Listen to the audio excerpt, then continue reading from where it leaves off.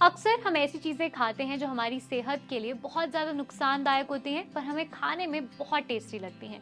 इसी तरह से हम बच्चों को भी कुछ ऐसी चीज़ें खिलाते हैं जो बच्चे बड़े शौक से खाते हैं, पर वो उनकी सेहत के लिए बहुत ज़्यादा नुकसानदायक होती हैं। मेरा नाम है ध्वनि और आप देख रहे हैं एनबीटी लाइफ। आज सेहत की बात में जानेंगे कुछ ऐसी चीज़ों के बारे में जो हम अपनी दिनचर्या में खाते रहते हैं, पर हमारी सेहत के लिए वो बहुत ज़्यादा नुकसानदायक हो सकते हैं।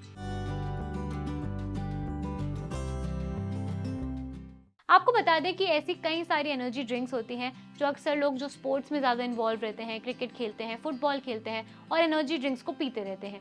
इसी तरह से कुछ लोग ऐसे होते हैं जो जिम जाने से पहले भी एनर्जी ड्रिंक पीते हैं, पर हम ये सोचते हैं कि एनर्जी ड्रिंक पीने से हमें विंग्स मिल जाएंगे या फिर एनर्जी ड्रिंक पीने से हमारा जिम बहुत अच्छे से हो जाएगा।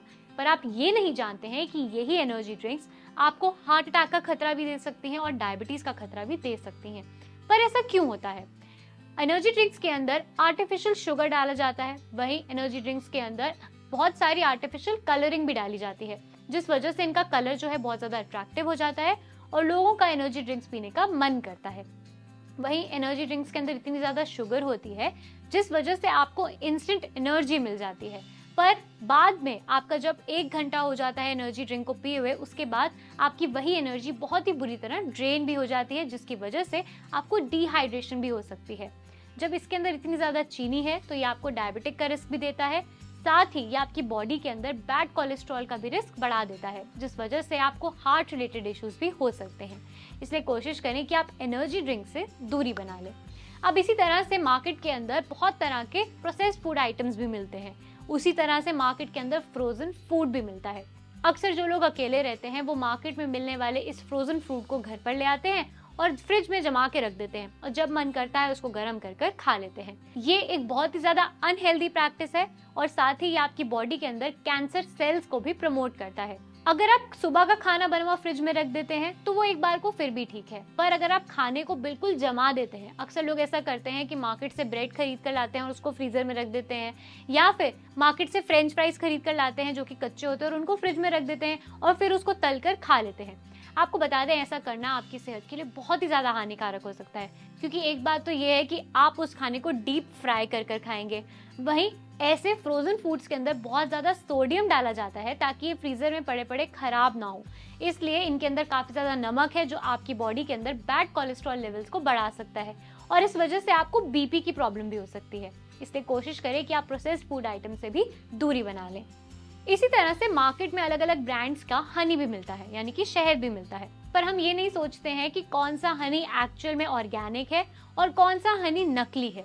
अक्सर लोग कच्चा हनी यानी कि बिल्कुल ही कच्चा शहद कह लीजिए या फिर बिल्कुल ही लो क्वालिटी का शहद भी खरीद लेते हैं, क्योंकि उनको लगता है कि अरे यार यही मेरे बजट में है, मैं यही खा लेता हूँ।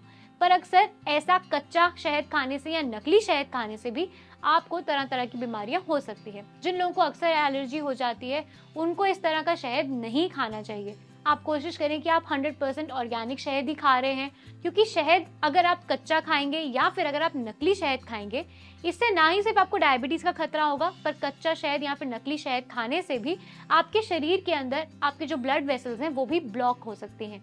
तो ऐसे में आपकी बॉडी के अंदर ब्लड सर्कुलेशन धीरे हो सकता है, जिस वजह से आपको स्ट्रोक का खतरा बढ़ जाता है। इसलिए कोशिश करें कि आप 100% ऑर्गेनिक शहद ही अपने घर के लिए खरीदते हैं। इसी तरह से मार्केट के अंदर फ्रूट जूसेस भी मिलते हैं जो कि एक टेट्रा पैक में आते हैं। हमें पता नहीं होता है कि टेट्रा पैक की पैकिंग किस तरह से की गई है और उस पैकिंग के अंदर अक्सर है क्या। अक्सर सोशल मीडिया पर इस तरह की वीडियोस भी देखी गई हैं जिसमें दिखाया गया है कि फ्रूट जूसेस के टेट्रा पैक्स के अंदर कीड़े निकले हैं, फंगस निकली है। तो इस तरह के जूसेस पीने से आपको बचना चाहिए। अगर आपका जूस पीने का मन करता ही है तो आप कोशिश करें कि आप सिर्फ फ्रेश जूस ही पी रहे हैं, ना कि आप टेट्रा पैक्स की तरफ जा रहे हैं। इसी तरह से लोगों को ब्रेकफास्ट के अंदर सीरियल्स खाने का मन करता है और बच्चों के लिए अक्सर माँ बाप कलरफुल सीरियल्स यानी कि फ्रूट सीरियल्स खरीद कर ले आते हैं, क्योंकि उनका कलर इतना अट्रैक्टिव होता है, पर्पल, रेड, ग्रीन, येलो होता है कि बच्चों को खाने में और देखने में भी वो काफी अच्छे लगते हैं।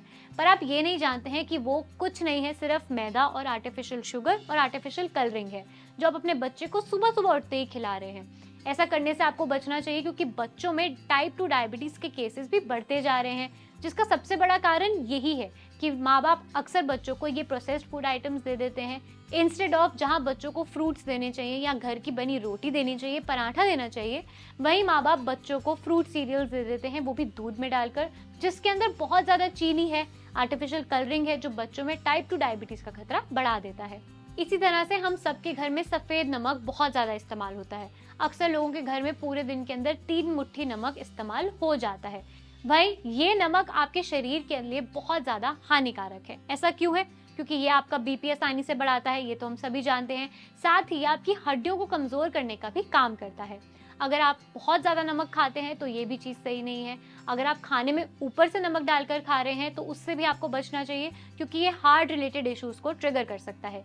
इसी तरह से अगर आपके घर में बहुत ज़्यादा नमक इस्तेमाल होता है तो आप कोशिश करें कि आप पिंक सॉल्ट या फिर रॉक सॉल्ट, इन दोनों में से किसी एक का इस्तेमाल करें।